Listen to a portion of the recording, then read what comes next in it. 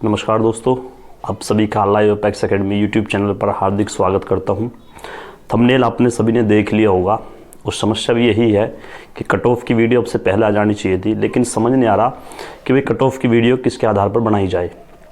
जो असल में बच्चों ने मेहनत करी है उसके आधार पर, या जो अच्छी मेहनत करके हमारे जो दलाल हैं जो स्कैम करा रहे हैं एग्ज़ाम में, उसके ऊपर हम वीडियो बनाएं। ठीक है, कट ऑफ दो तरह से बनेगी। एक तो जो रियल जो बच्चे मेहनत करके लाए हैं, जो जेन्युइन पेपर देगा आया है, और जेन्युइन रिजल्ट या हमारे जो नंबर उन स्टूडेंट के हमारे पास पहुँचे हैं उनके आधार पर फिर आपको बताएंगे जो सच्चाई इस एग्ज़ाम में हुई है उसके बारे में। ठीक है, सारी बातें डिस्कस करने वाले हैं। तो सबसे पहले वीडियो को लाइक कर दो और चैनल को सब्सक्राइब कर देना। ठीक है, और कम से कम एक ग्रुप में इस वीडियो को शेयर कर देना, क्योंकि ये वीडियो सब तक पहुँचनी बहुत ज़रूरी है। जो बच्चे हमारे बेचारे बहुत ही परेशान है एग्ज़ाम देकर, जो अच्छे पढ़ने वाले बच्चे हैं वो भी परेशान हैं, वो डीमोटिवेट हो चुके हैं कि भाई हमने इतनी मेहनत करी है फिर भी 35-40 नंबर बैठ रहे हैं, तो उन्हें आगे क्या करना है। उनका सपना था दिल्ली पुलिस में जाने का, तो अब आगे क्या करना है। हो सकता है उनकी एज कंप्लीट हो जाए तब तक एक वैकेंसी ना पाए दिल्ली पुलिस की। ऐसा भी हमारा साथ हो सकता है कि जो बच्चे का किसी के लास्ट भर्ती थी दिल्ली पुलिस की जाने का जो सपना था वो हमारा उनका पूरा नहीं हो पाया। ठीक है, तो हम बात करते हैं भाई इस एग्ज़ाम की। पहली बात, सबसे ज़्यादा टाइम में बाद ही वैकेंसी आई हैं, लगभग 3 या 4 साल में वैकेंसी आई हैं, और अभी इस वैकेंसी में शुरुआत ही लेट हुई है, तो एंड तक इसका अंत बहुत ही लंबा होने वाला है। तो सबसे पहले मेरा मानना ये है, आपको एक गाइडेंस देना एक कर्तव्य है कि भाई जो इस वैकेंसी के पीछे है वो प्लीज़ इसे छोड़कर आगे बढ़ जाइए। इस वैकेंसी को छोड़िए, आएगा तो भला, नहीं आएगा तो भला। इस वैकेंसी को आप ऐसे मान सकते हैं कि वैकेंसी आई नहीं थी, आपकी मजाक लेने आई थी बस ये। ठीक है, आपकी ज़िंदगी में या आपके इस शिक्षा के जो हमारा टाइम पीरियड था इसमें आपकी मजाक लेने आई थी और मजाक उसने लिया और अब चली गई है। बस इतना इसका काम था, ये कर गई। हमको क्या करना है और आगे क्या आपको मोटिवेट रहना है, किस वजह से रहना है, वो मैं सारी बात करूँगा। तो इसमें जो फॉर्म थे वो हमारे 28 से 29 लाख थे। ठीक है, पहली बात, फॉर्म की बहुत ज़्यादा संख्या थी जो हमारे फॉर्म डले थे, क्योंकि इसमें एज का जो फैक्टर था वो इस बार थोड़ा बढ़ाया था। जनरल की एज का भी फैक्टर इस बार बढ़ाया था, 2 साल मिनिमम इसमें एज कर दी थी और प्लस करके। ठीक है, तो इस वजह से ज़्यादा फॉर्म डले। कुछ लॉकडाउन ने ऐसा कर दिया कि जो प्राइवेट सेक्टर के भी जो एम्प्लॉय थे वो भी कहीं ना कहीं गवर्नमेंट की तरफ को रुख अपनाने लगे हैं। तो दोनों फैक्टर ये थे, इससे ज़्यादा फॉर्म आए हैं। जो एग्ज़ाम देने पहुँचे हैं वो हमारे लगभग 17 से 16 लाख बच्चे हमारे एग्ज़ाम सेंटर पर पहुँचे हैं। हर बच्चा, जिस 16 लाख बच्चे ने पेपर दिया है उसके जहन में एक बात ज़रूर है, और उसने हो सकता है देखा भी हो कि भाई एग्ज़ाम में बहुत बड़ी धांधलेबाजी हुई है।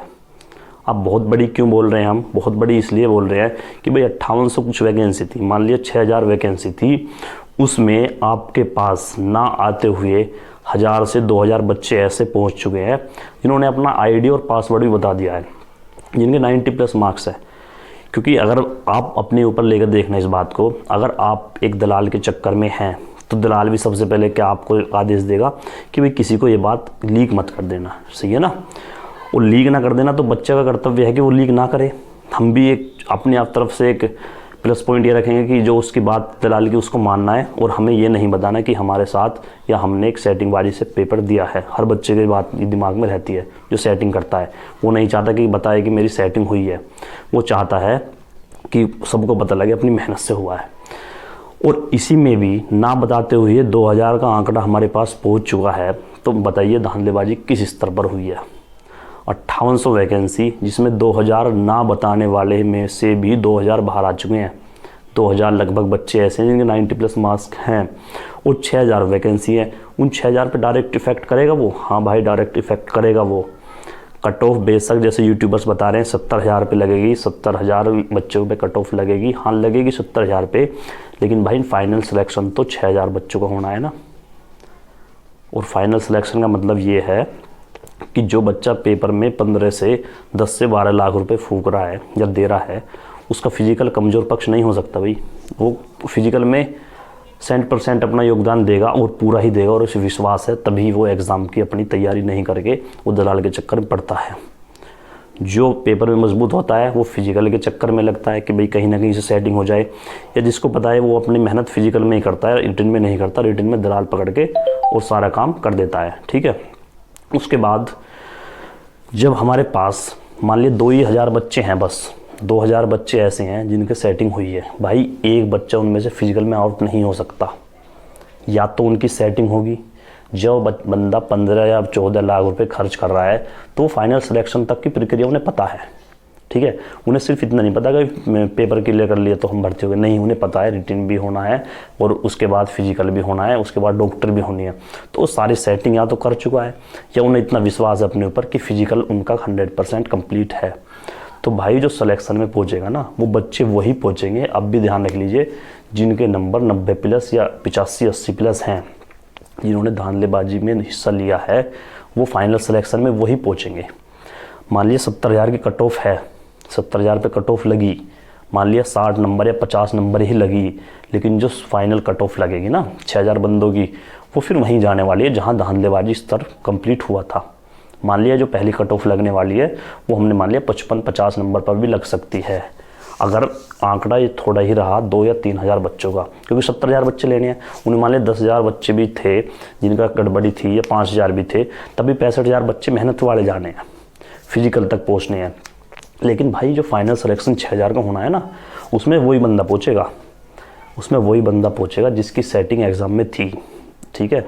और अब ये मान लीजिए कि अगर 2,000 ही बच्चे उसमें रहे फाइनल सिलेक्शन तक, तो 5-6,000 में से 2,000 तो बाहर निकाल दीजिए, 4,000 वैकेंसी बची, 4,000 मेहनती बच्चे की बची हैं।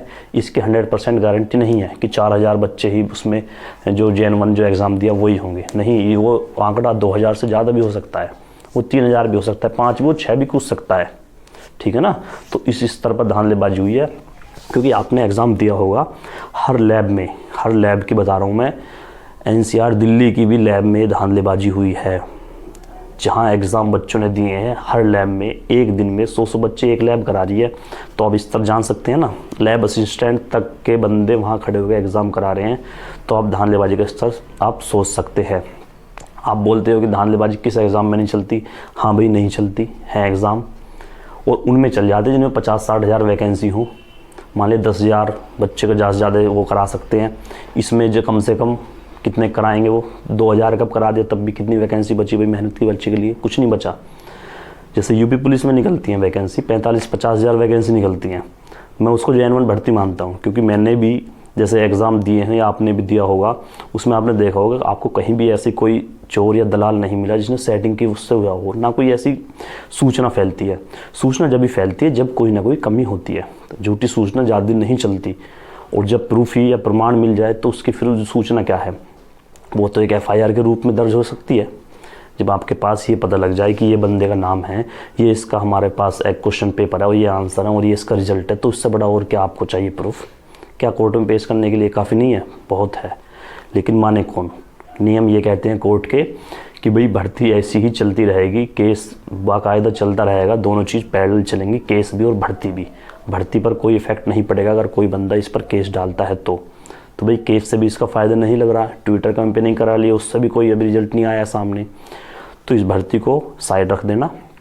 आने वाली जो भर्ती हैं यूपी पुलिस की, या अब मान लीजिए जो CGL CPO की आप देख सकते हो, क्योंकि CGL CPO भी इसी के बड़े भाई बहन हैं, वो इससे बड़े भाई बहन हैं। SSC पे 2018 में केस चला था, काफ़ी ऊंचा केस चला था, CBI की जांच भी बैठी थी, लेकिन कुछ नहीं उखाड़ पाई, क्योंकि नीचे से ऊपर तक सारे ही दलाल हैं, ठीक है। उस सारे दलाल का मतलब है कि इतनी जल्दी चीज़ें सुधरने वाली नहीं हैं। तो मैं तो यही बोलना चाहूँगा भाई, अगर कट ऑफ की बात करें तो अगर आपके 50 नंबर भी हैं तो वो बहुत है, एनफ है। मैं मानता हूँ मेहनत से 50 नंबर कैसे आए थे, बहुत नंबर हैं, रनिंग की तैयारी कर सकते हैं अपना मन बहलाने के लिए। बाकी मानना यही है कि फाइनल सिलेक्शन श्योर नहीं है कि आपका 60-70 पर भी हो जाए। 70 भी अगर आपके नंबर हैं तो आपका फाइनल सिलेक्शन नहीं हो सकता, ये गारंटी है, क्योंकि जितने बच्चे के सामने आ रहे हैं रिजल्ट, वो नहीं बयां करते कि 70 से कम मेरिट जाएगी, ठीक है ना। और धांधले का स्तर इस तरह से बढ़ा है इस भर्ती में कि भाई हम अच्छे जो यूट्यूबर हैं या अच्छे जो क्लासेस वाले हैं, वो भी चारों खाने चित हो गए, इस टाइम चुपचाप बैठे हैं इस पेपर को देखकर। लेकिन पेपर हार्ड आने से उनका कोई उद्देश्य ये नहीं है कि बच्चों का सिलेक्शन नहीं होता। भाई सिलेक्शन उसी का होता है जो कंपटीशन में लड़ता है। मान लिया पेपर हार्ड था, हाँ हार्ड था मान लिया, लेकिन इतनी कम मेरिट चली जाएगी, बस इतना काम होता है। क्योंकि मेरिट वहीं टंगती है जहाँ पर एवरेज जो मार्क्स होते हैं वो बनते हैं। एवरेज मार्क्स इसमें कितने बन रहे हैं? एवरेज मार्क्स इसमें 50 से और 60 के बीच में बन रहे हैं। 50 से भी कम बहुत बच्चों के मार्क्स के हैं, लेकिन मानता हूँ कि भाई 48 से और 58 तक जो रो मार्क्स हैं वो बच्चे के एवरेज मार्क्स हैं, तो मेरिट तो यहीं रुकनी थी। लेकिन अब मुश्किल है, क्योंकि फाइनल सिलेक्शन तक की बात मैं बता रहा हूँ कट ऑफ की। अभी तो कट ऑफ अगर 70,000 पे लगी तो कट ऑफ कम जाएगी, ओबियसली बात है, क्योंकि 70,000 बहुत होता है आंकड़ा। 70,000 की सेटिंग नहीं थी, ना 30,000 की थी, ना 10 की थी, 5 की हो सकती है, हो मुश्किल है, लेकिन 2-3 हज़ार बच्चों की कन्फर्म है भी कि है। और 6,000 फाइनल वैकेंसी हैं, फाइनल सीट है, उसमें से 3,000 मान लीजिए अलग रख दी, तो 3,000 के लिए आपकी लड़ाई है। अब आप मान लीजिए 3,000 में कितने बच्चे जा सकते हैं, ठीक है। तो भाई इस भर्ती को साइड रख के आगे की तैयारी कर लो, कुछ नहीं रखा है। दौड़ मारनी है, मारते रहो, नॉर्मल मारो, बॉडी फिट रहेगी, वैसे भी स्टेमिना बना रहेगा, दिमाग भी फ्रेश रहेगा। बाकी इस भर्ती को दिमाग से निकाल देना है, ठीक है। ये भर्ती पढ़ने लिखने वाले बच्चे के लिए नहीं आई। ये मान लीजिए कि भर्ती थी नहीं, ये दिल्ली पुलिस के आपके नसीब में। वैकेंसी आने वाली है, यूपी पुलिस की भी बहुत जल्दी वैकेंसी आने वाली है, 50-52 हज़ार वैकेंसी आने वाली हैं, उसकी तैयारी में लग जाए। यूपी SSC की वैकेंसी आने वाली है, चको इसकी लेखपाल की आने वाली हैं, और बहुत वैकेंसी है, उनमें लग जाइए। SSC GD की आने वाली हैं, उनमें लग जाइए। NTPC में अच्छी मेहनत कर लीजिए, ग्रुप D में कर लीजिए, कहीं ना कहीं सिलेक्शन ले लीजिए, ठीक है। उसके बाद देखना है आपको क्या करना है। दिल्ली पुलिस में अगर मौका हो तो लग सकता है, वरना केंद्र की नौकरी इस टाइम बहुत कैडी है। केंद्र का पहले से ही नाम है कि भाई सेटिंग बाजी से, ठीक है ना, सेटिंग भी उच्च स्तर की। CGL में बंदे हुए थे 2014-16 से 17 तक भी, कि 12-12, 13-13 लाख रुपए दे के वो CGL में डायरेक्ट इंस्पेक्टर हुए थे, ठीक है। तो ये तो सही सिपाही की बात है, और ये SSC ही ले रही है, तब भी SSC ले रही थी। इससे ठीक तो दिल्ली पुलिस लेती, तब होता। भाई सिस्टम बढ़िया लगा यूपी पुलिस का। अगर उन्हें 1% भी धांधलेबाजी लगी तो बिना किसी से पूछे या बिना किसी ऑब्जेक्शन के वो पेपर रद्द करके दोबारा पेपर कराने के वो अहमियत रखते हैं, और वो कराते हैं, कराया भी है। उन्हें 1% का एरर नहीं चाहिए किसी भर्ती में। साफ भर्ती हुई, अभी इसके ही बाद जेल वार्ड और फायरमैन का पेपर हुआ, किसी बच्चे ने ऑब्जेक्शन नहीं उठाया कि भाई इसमें धांधलेबाजी हुई है, किसी ने नहीं उठाया, क्योंकि होती नहीं है। कौन कहता है धांधलेबाजी नहीं रोक जा सकती, भ्रष्टाचार नहीं रोका जा सकता? रुक जाता है भाई, रुकता है, अच्छी तरह से रुकता है। योगी जी के आदेश थे कि अगर जिस एग्ज़ाम सेंटर में या जिस स्कूल में कोई भी ये चीटिंग का ये कुछ पकड़ा गया फर्जी काम करता हुआ, तो उसके चपरासी से लेकर उसके चेयरमैन तक सब सस्पेंड और जेल जाएंगे, ठीक है। तो ये बात बनानी, ये कानून बनाने ज़रूरी है। ये प्राइवेट लैब है भाई, प्राइवेट लैब में रुपया लगता है, पैसे लगते हैं उन्हें बनाने में, बिल्डअप करने में। और लॉकडाउन के बाद तो वैसी हालत ख़राब थी। जब लॉकडाउन खुला तो सब में पैसे की एक भूख सी थी कि भाई पैसा आ जाए। प्राइवेट लैब वाले क्या करते हैं कि दिल्ली पुलिस की वैकेंसी आई, प्राइवेट लैब ने मोटा पैसा कमा दिया, एक बार ही एक लैब ने कई करोड़ रुपये इस एग्ज़ाम से कमाया। तो उन्हें क्या जरूरत पड़ी है भाई? अगर मान लिया एक लैब ने 100 बच्चों का भी एग्ज़ाम कराया और 10-10 लाख रुपए लिए, तो करोड़ से ज़्यादा रुपये तो वो कमा चुके हैं भाई, कमा चुके हैं ना। 10-10 लाख रुपए में कई करोड़ रुपए वो कमा चुके हैं। और तो फिर पैसे और कितना कमाएंगे वो? एक आध वैकेंसी अगली साल देख लेंगे, बस उनका काम हो गया, उनका काम हो गया, ठीक है। लेकिन अगर आपने इसमें जो हमारा ये क्रांति चली हुई है, ट्विटर अभियान चला हुआ है, इसमें हिस्सा नहीं लिया है, तो ट्विटर ग्रुप है जो अंकित भाटी सर ने बनाया है, उसमें उस ग्रुप को ज्वाइन कर लीजिए। कम से कम एक ऐसा आधार तो मिलेगा कि हाँ इतने बच्चे पढ़ने वाले उस आंदोलन में शामिल हैं, कुछ ना कुछ तो होगा। और नहीं होगा तो मैंने बताइए कि भाई अलग रखिए इस वैकेंसी को, आगे पढ़ाई जारी करिए, नसीब में होगा तो होगा, नहीं होगा तो भाई नहीं होगा, ठीक है ना। तो इतनी कहना चाहता हूँ। बाकी अगर आपके 48 से 55 नंबर बन रहे हैं तो ठीक है, आप जोड़ की तैयारी करिए, आपका नंबर पक्का है दौड़ के लिए। तो अगर 60 नंबर के आसपास, 60 से कम 55 के लगभग 50 के हैं तो आप कंफर्म कर सकते हैं। लड़की और 5 नंबर कम कर सकती हैं, लेकिन फाइनल सिलेक्शन गारंटी कोई नहीं ले सकता, ठीक है ना। फाइनल सिलेक्शन गारंटी हम नहीं बता सकते, ना कोई यूट्यूबर बता सकता कि फाइनल मेरिट कितनी लगेगी। तो ये बतानी चाहूँगा, फाइनल मेरिट की गारंटी नहीं है, लेकिन जो पहली मेरिट लगेगी 70,000 बच्चों की, वो 60 के से नीचे ही नीचे लगने वाली है, ठीक है। तो इतनी बात थी, वीडियो को शेयर कर देना, लाइक कर देना, और कमेंट करके बताना है कि आपको रो मार्क्स कितने बन रहे हैं और कितने पर कट ऑफ आपकी तरफ से जानी चाहिए। जय हिंद, जय भारत।